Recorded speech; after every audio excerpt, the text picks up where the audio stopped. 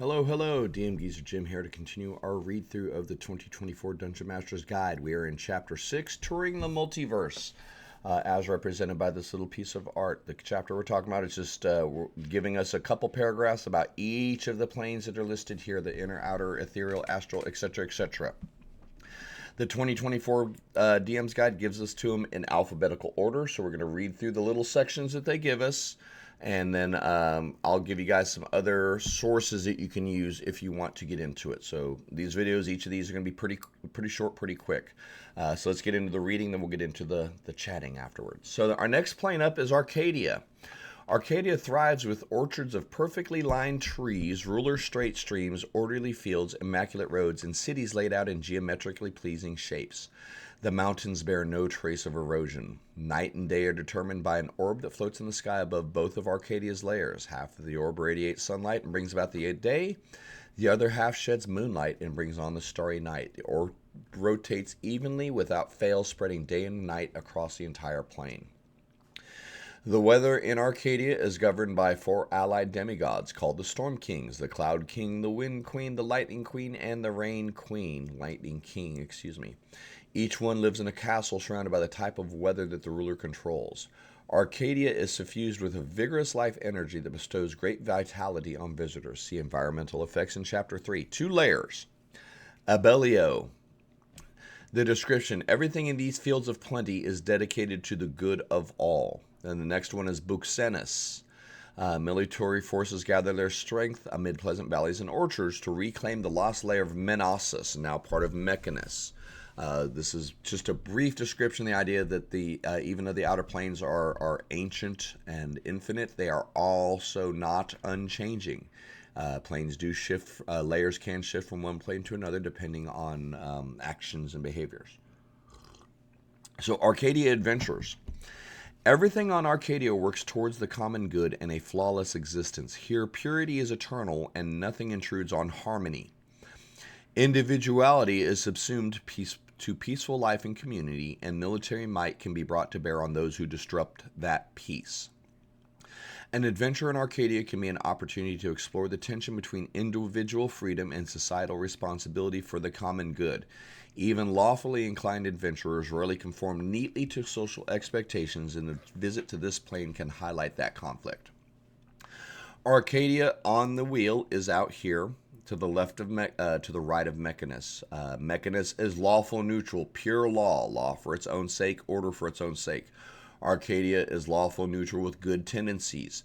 The purity of law is here to ensure the goodness of all. A very militant place, but the idea is rather where we looked at Acheron earlier, where it's war for war's sake. Arcadia is military for the greater good. Order and law and structure for the greater good.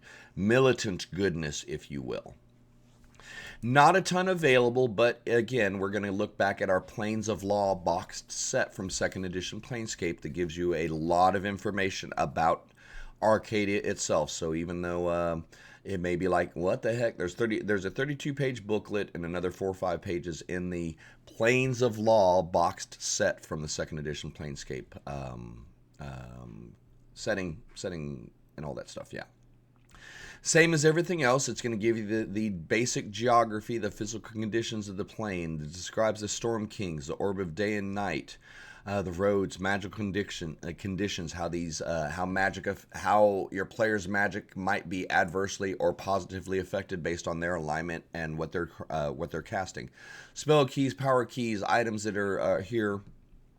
Section talking about the powers, the gods, the proxies, the petitioners, other encounters. And actually getting into the details of the land of perfect good, as it were, and discussing how some of the perfect Mount Clangeddin for Clangeddin Silverbeard, the dwarven god, lurks upon this layer, etc., etc. A lot of information here. Arcadia doesn't sound like the most entertaining place to have adventures, but when you think about it, player characters by default are nonconformists. They're the ones that left the army to go do something greater. They're the ones that left the priesthood to go minister to the folks. They're the ones that were rogues because they got sticky fingers. By and large, your player characters are nonconformists. So even if they're dealing with a plane of lawful neutral with good tendencies, It's all about conforming to the greater good, conforming to the societal expectations. So your players can have some challenges socially and adventure-wise if you go to Arcadia. It doesn't have a bunch of demons. It doesn't have a bunch of devils. It doesn't have a bunch of nasty things to fight. That's kind of one of the things I noticed a little bit of commentary here.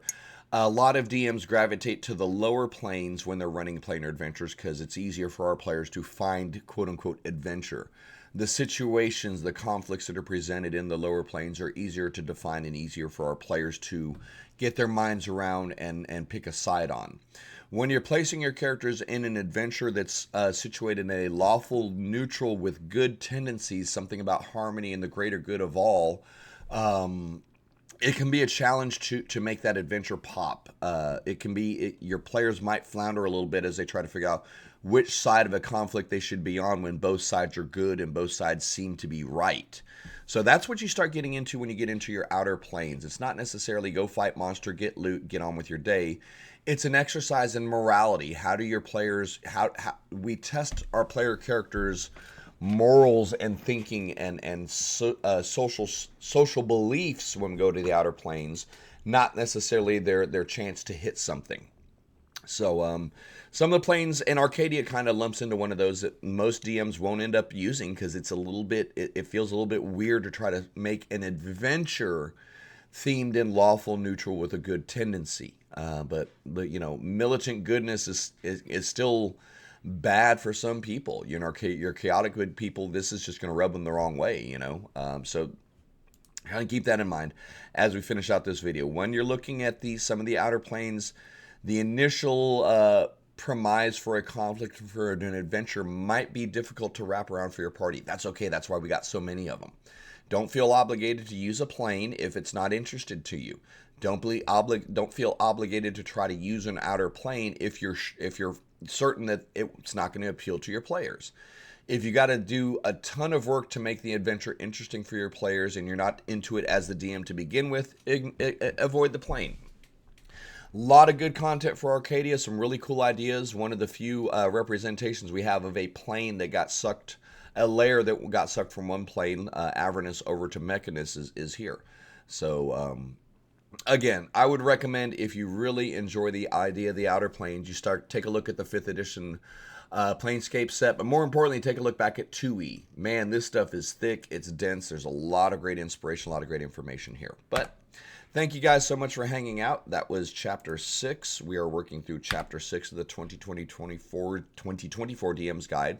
The short little section on Arcadia. The next one is on the Astral Plane. That might be a little bit thicker, so we'll get to you soon. Thank you so much for hanging out. Whether you've been here for the whole video or you're dropping in for the first time, likes, follows, subscribes are appreciated. We're going through the whole book. We've gotten through most of it so far, and we're going to finish it up. So come back for another episode soon. Join us on Twitch if you want to ask some questions about this and get into some nitty-gritties. We'll see you soon.